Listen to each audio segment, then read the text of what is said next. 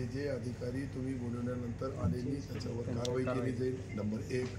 Number 2, बेजबाबदारपणे वागतील त्याच्यावर बी शिस्तभंगाची हे जे कायदाच वेगळा आहे.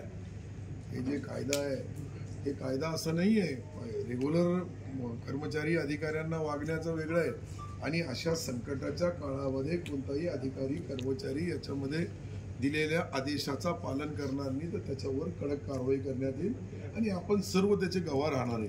मी सर्वांच्या समोर बोलू लागलो आणि सध्याच्या परिस्थितीमध्ये आपल्याला कारवाई करण्याचा तुमच्या येण्याच्या अगोदरच आमची मिटिंग होती. त्यामध्ये कोण गैरहजर आहे, कोण हजर आहे, कोण अधिकाऱ्याला बोलवलं, कोण आले नाही आले, त्यांच्या जे पूर्ण हे रजिस्टर तपासणार आहे, त्यांच्या सह्या घेतलेल्या आहे आणि त्यांना उद्या ते नोटीस देतील जिल्हाधिकारीमध्ये.